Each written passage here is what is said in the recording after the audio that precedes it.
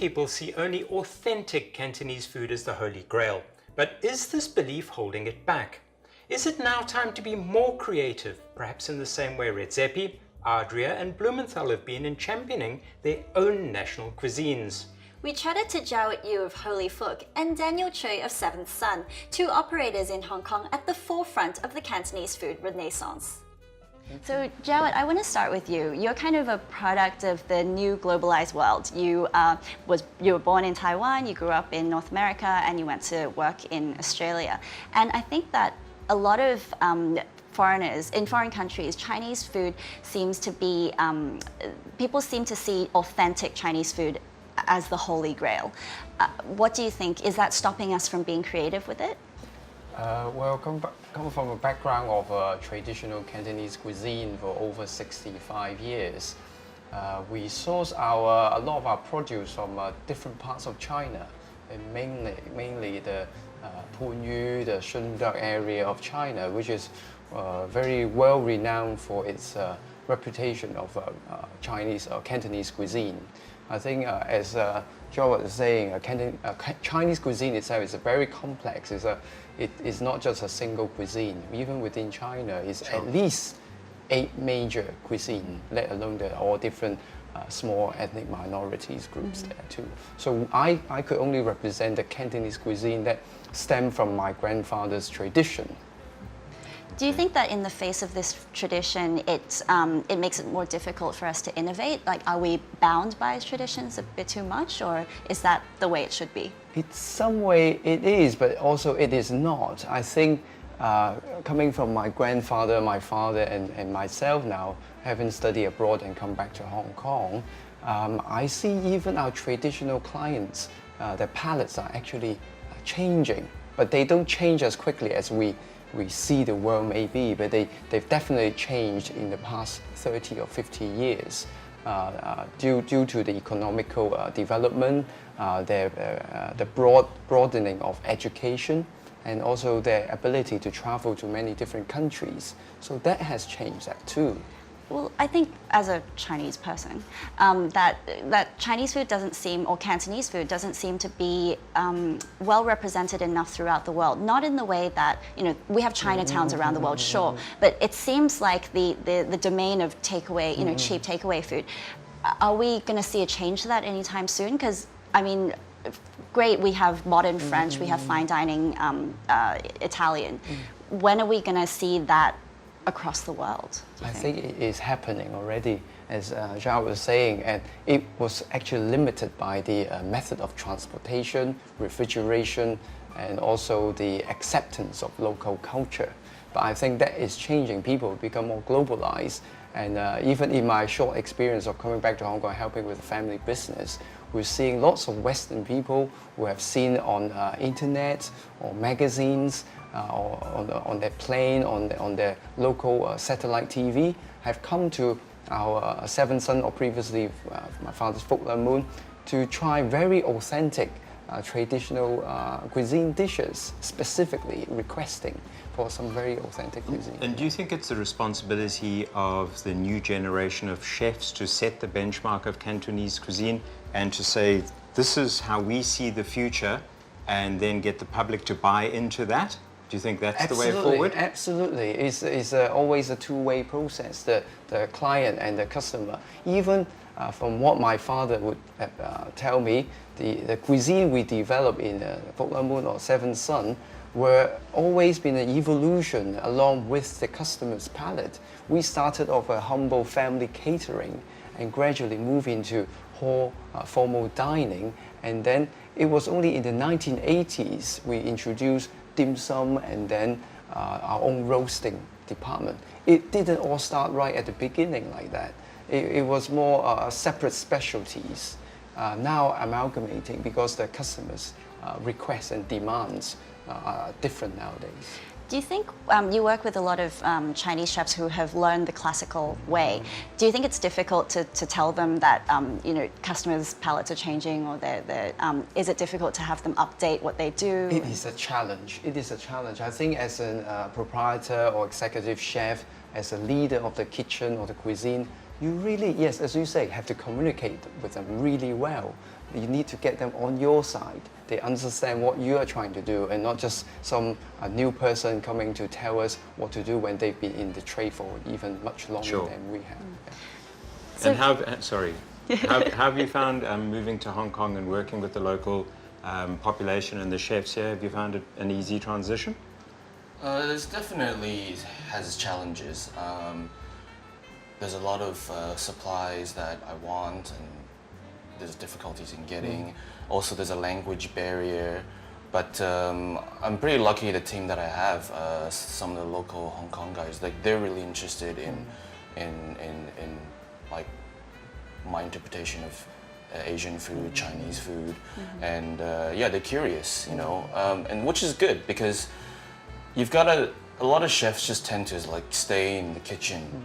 That's their little world, but there's a whole world beyond out there, you know, and the event of globalization and internet and availability of books, you know, you can know what or Instagram or social media, you can know what other chefs are doing across the world, just with a couple clicks, and that's a good thing, you know. It makes them not only look upon themselves, but to also look at the rest of the world and see what everyone else is doing, and then see how is that you know, that curiosity can transcend into looking into yourself, into your own cooking style. There has to come a time sometime where people say Hong Kong's in the top 50, but it's in there because there's a Cantonese restaurant in there as well. So Noma is in there, the British are in there, and they're representing their cuisines. Surely we don't want to be only an international city where we have world-class chefs, but it's French cuisine, it's Italian cuisine, it's this sort of stuff. We need to get to a point where we have a good few Cantonese ones in there. Who do you think in Hong Kong is spearheading that, and where do you think we'll go in 5 years? Well, I think actually in the history of Hong Kong, the gourmets have already been the active voters by actually fishing out the money to pay for the dishes they're having or the banquets they're having as a vote of support in what they see as their top restaurants in Hong Kong. I think Hong Kong people or Chinese people in tradition are a bit more reserved in the way of writing out books and actually giving reviews and comments on people. Sure. So that is a more of a Western culture that has been recently brought into Hong Kong, and people have accepted that. But that's why Hong Kong had never had its own version of Michelin or any kind of food guidebook, because that is actually one disadvantage or negative point slightly of the traditional Chinese people is they don't tend to share opinions with other people. But that is changing also with open rights and all that. And do you think the younger generation want to hold on to Cantonese cuisine? The sort of the 16 to 25, the new generation of diners that will eventually come through, do you think they hold on to something, or they will have something to hold on to? I think it is difficult for them as they grew up in a society like Hong Kong, bombarded with so many different food culture. In the current generation, it's actually very hard for them to identify what is true traditional fine Cantonese cuisine is. Sorry, but is that important? Because It is. It is very I mean, I important. think it's vital, actually. It's education. I mean, is that the future of Chinese food, holding on to authentic recipes, or is it something that's constantly evolving and we should embrace that? I mean, Jowett, you're doing something that is your interpretation of Chinese, and it's definitely, I mean, some parts, of course, you hold on to tradition, but in other parts, it's pure creativity. So, I mean, going into the future, which will be Chinese cuisine as the 16-year-olds today will know? I think there's definitely a time and place for Chinese cuisine, the fine Cantonese classical stuff, that to exist parallel to, you know, something that I do or something that Alvin does. You know, same thing as Italian cooking, Osteria Francescana. You know, what he's doing to Italian cooking is not maybe classically Italian, but it exists parallel to other classic Italian traditions. You have guys like you know, Ferran, what he was doing to Spanish food, starting from like 1998, you know, he was existing parallel to the classic Spanish cuisine, but then he just went on a whole new tangent, and there's definitely a time and place for, you know, embracing tradition and the traditional culture of Cantonese cooking and other Chinese cooking. But I think, you know, you can't stop someone from being creative.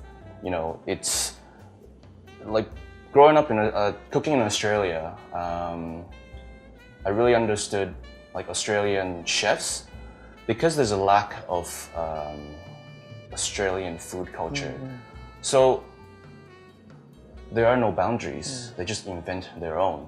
So that's you know, you gotta draw a line like, hey, how do you stay traditional but at the same time, you know, be really creative and innovative? I think there's a scope for being innovative as long as we don't lose the identity of using our local ingredients, using age-old techniques, and something that people can still say, okay, it's firmly rooted in what Cantonese was supposed to be as a cuisine, and it's become modernized, but it will always still have that DNA.